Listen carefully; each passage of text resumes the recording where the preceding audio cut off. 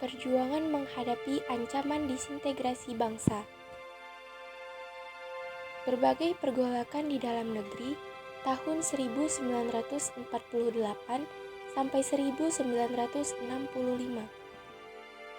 1. Peristiwa konflik dan pergolakan yang berkaitan dengan ideologi.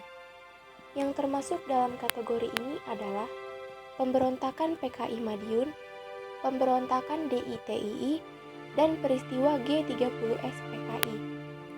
Ideologi yang diusung oleh PKI tentu saja komunisme, sedangkan pemberontakan DITII berlangsung dengan membawa ideologi agama. 2. Peristiwa konflik dan pergolakan yang berkaitan dengan kepentingan vested interest.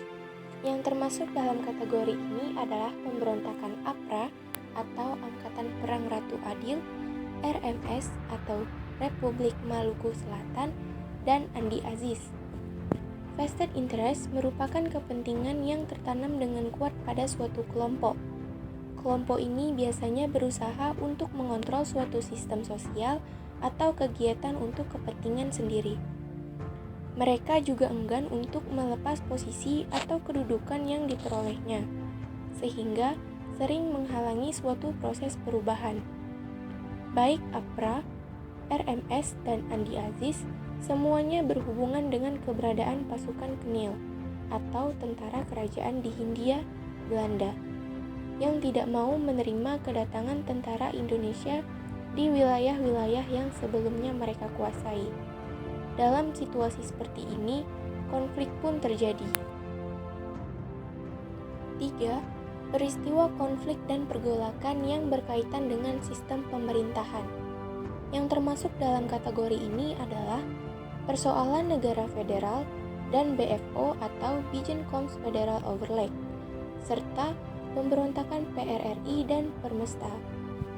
Masalah yang berhubungan dengan negara federal mulai timbul ketika berdasarkan perjanjian Linggajati, Indonesia disepakati akan berbentuk negara serikat atau federal dengan nama Republik Indonesia Serikat atau RIS. RI menjadi RIS, negara-negara federal lainnya misalnya adalah negara Pasundan, negara Madura, negara Indonesia Timur. BFO sendiri adalah Badan Musyawarah Negara-Negara Federal di luar RI yang dibentuk oleh Belanda. Namun, makin lama badan ini bertindak netral, tidak lagi semata-mata memihak Belanda. Pro kontra tentang negara-negara federal inilah yang kerap juga menimbulkan pertentangan. Sedangkan pemberontakan PRRI dan Permesta merupakan perlawanan yang terjadi akibat adanya ketidakpuasan beberapa daerah di wilayah Indonesia terhadap kebijakan pemerintah pusat yang dinilai tidak adil dan semakin condong ke kiri atau komunis. Kesimpulan, potensi disintegrasi bangsa pada masa kini bisa saja benar-benar terjadi bila bangsa Indonesia tidak menyadari adanya potensi semacam itu.